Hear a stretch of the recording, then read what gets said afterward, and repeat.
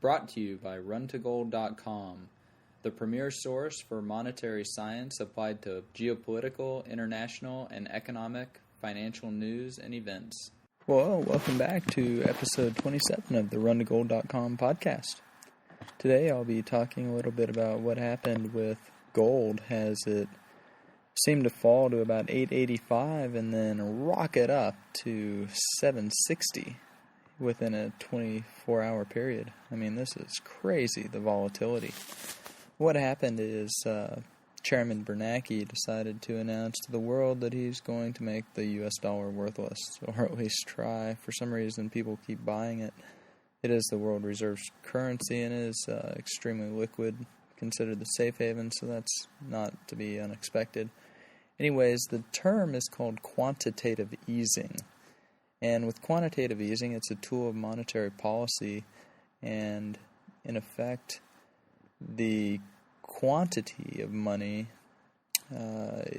doesn't really matter to the people, nor does the quality, at least the people who are managing the currency. And so they'll increase the size of the currency and not really care about its quality or its purchasing power. And so usually it's a way to debase the currency. The Bank of England, they've been engaging in quantitative easing for a while, and I've mentioned it in several blog posts, along with Japan recently engaging in quantitative easing, and also Switzerland.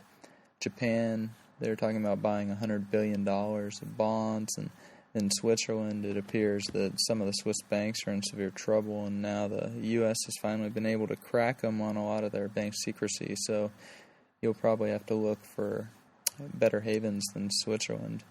I like gold money. It's in Jersey, free to open the account. It's very good value. You can check it out on the blog. Get some free storage too if you open the link through the ad on Run to Gold. So this quantitative easing is going to, what they're trying to do is they're trying to force capital up the liquidity pyramid by making it not attractive enough to stay in treasuries, because all the capital is moving into treasuries because they're safe and liquid. And that's what happens during a deflationary credit contraction. So you have a decrease in the asset price of everything above the assets, and as it evaporates away, see, it doesn't collapse, it evaporates. If it collapsed, then there'd actually be cards left on the table. When it evaporates, there's nothing left in the pan except whatever's below the particular assets. And so capital moves from the safe, less safe, more risky, less liquid assets into the safer or more liquid assets, and so whatever fictitious capital is there, it evaporates away. And so the only thing that's going to be left will probably be gold and silver because they're cash. And so that's where the Fed's walking a very fine line with this quantitative easing, because it could lead to genuine hyperinflation. I doubt it'll happen, at least not for a few years, but one can never know. As we saw in the information age, things can happen really, really fast.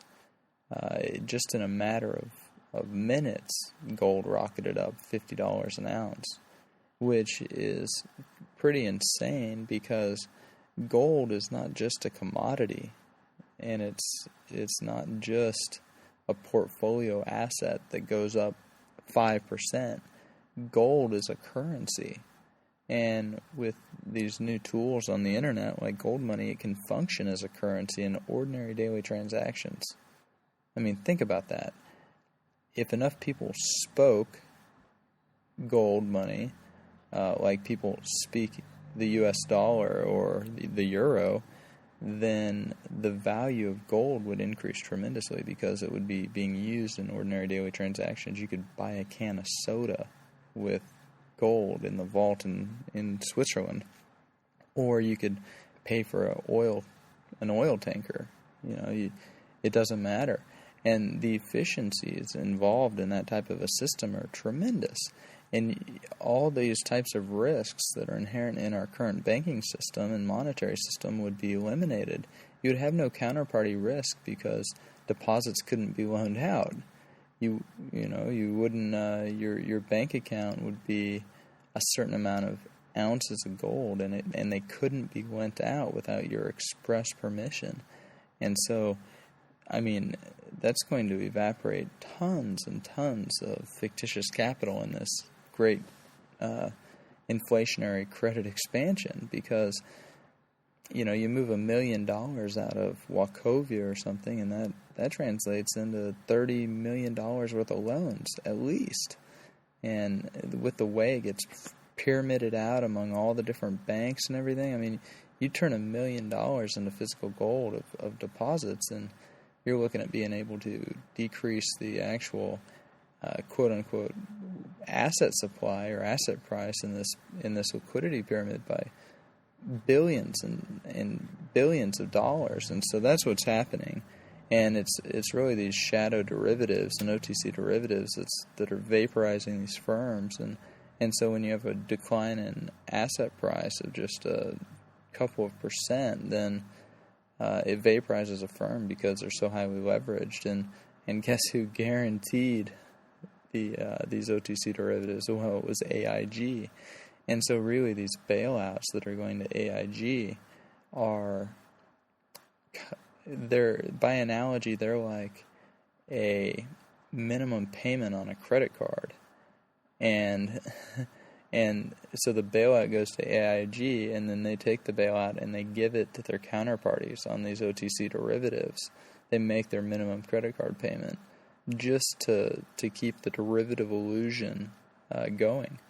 And so that's what we're seeing, is we're seeing capital move down the pyramid into the safe liquid assets because they don't want to be exposed to AIG. They don't want to be exposed to the U.S. Treasury or other fiat currencies because they can become worthless.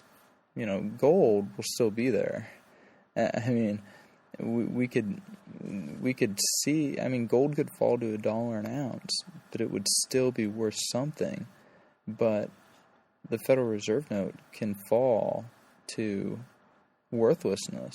You know, it could technically never buy any gold, whereas gold will always buy some Federal Reserve notes. And so at the end of this great credit contraction, there will at least be something there if you own gold and silver, which you can't be guaranteed if you own anything else, because who knows what will happen. You might own real estate, and you could lose it through owing taxes because these criminal gangs that are costumed in government regalia, they require you to use their tickets to pay property tax. And, you know, how do you get those tickets? Well, you might have to exchange your gold, but then what if there's some big capital gains taxes on gold and silver, things like that they decide to implement to try and force capital up the pyramid? But ultimately, everything's going to, you know, it's all going to evaporate because this atom that we've built all these complex structures with, the financial atom is the U.S. Treasury, because it's considered the risk-free rate by all these court economists, and it's evaporating. And as it does so, all of these organizations and all of these structures begin evaporating. And the Fed, they've decided, oh, well, we're going to just speed up the rate of that evaporation. And that's what they're doing with this quantitative easing. I mean, as if they weren't screwing it up bad enough already. But it seems that they want change, and they want change faster, and they want it now. And by golly, they're probably going to get it. It's almost like that story out of the Bible where they get the stick out and start beating the donkey to try to get the donkey to move. You know, well, all the investors, all the hedge funds, they're all in the treasuries, and they're not moving. And now the Fed's getting the stick out, and they're trying to beat the donkeys to get them to move, and they just might run the other way than the Fed wants them to go. They might just decide, you know, we're going to buy gold instead of going up the pyramid into OTC derivatives or into mortgage-backed securities or into real estate. They might just be like, you know what, we're just going to buy gold and wait this out. And when that change in attitude comes, that's when things are going to get really interesting, because, you know, if you don't have any gold, you won't be able to buy anything. So anyways, that's a little bit on this quantitative easing and a little bit of my musings on it. Thanks for listening to the 27th episode of the RunToGoal.com podcast. There haven't been a couple episodes for a few weeks. The reason for that is I've been working feverishly on this book, The Great Credit Contraction, and it's actually almost finished. So hopefully we'll see it released here, and y'all be able to purchase it within a short time. So I think it'll really help people fill in the blocks, because you read the blog and you get a block here and a block there, but the foundation is not fully set. And the book, what it really does is go step by step, line by line, and help build that foundation of economic law and monetary science, so that you can then have a good, solid understanding of what's going on. So it'll be a good book to read. And I've gotten a lot of complaints about the website with at least how it's presented, the layout and everything, and it doesn't show up well on certain browsers or whatever. And there are actually some reasons for that. And what I want to do is I want to make a lot of improvements to the website so that it's more easily accessible and readable for you, the users. And you see, it works fine for me, so I don't see these problems. But from what I understand, a good 30 to 40% of the users of the website have some of these problems, that it aligns the text and then it's hard to read, and it's probably real annoying and takes a long time to load. And anyways, I'd like to fix all of those problems, but to really do that, I'm going to have to take it to the next level, and that's going to cost money. It's going to be professionals that I'm going to need to hire, and it's going to take quite a bit of time. And since I use the website and I don't have any problem with it, it's not too urgent for me.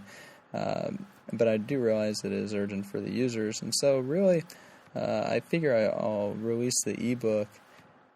And I might have different price points that people can purchase it at. And, if you purchase it at the higher price point, then that'll be more revenue that I can then plow back into the site. And, I plow it back into the site, and then everybody gets a nicer site, and it's more easier to use, and really it's a community effort. So if you want to help build the site or whatever, just buy the book for one of the higher prices, and then the site will have the cash to be able to hire some of these professionals and designers. And I've got a lot of ideas for improving the site. Some of them are cheaper, they'll only cost a couple $1,000. Some of the other ones, they're a lot more expansive ideas that would be really helpful tools for people to be able to manage their money and their portfolios, and be able to calculate and analyze stocks and things a lot better. But those ideas, they might cost quite a bit more money and take a lot more time. So we'll see how much money comes in from this book. I've already outlaid several thousands of dollars getting everything designed for it and laid out, and my editor, she's a Ivy League trained lawyer and law professor, and so she wasn't cheap, but she edited it and it reads real well, and so it's a good product. I think everybody will be pleased with it. They'll like it. It's a lot more thought and effort's gone into it than the blog posts that I make.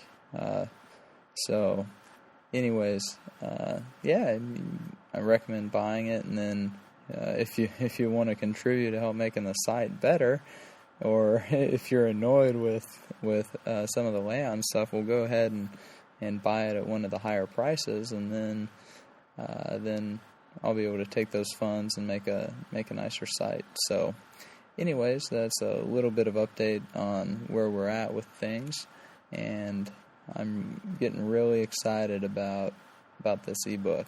Everybody got a taste of it with that chart that I made on the liquidity pyramid.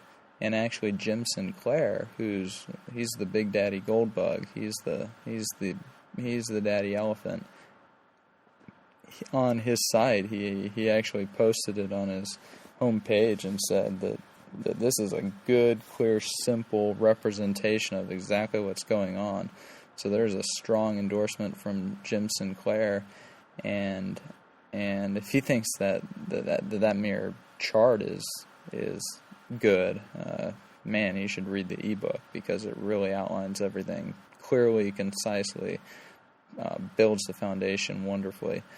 So anyways, that's where we're at. It's been a lot of work, a lot of effort to get it put together, but I think it'll really help people out. And so thanks, and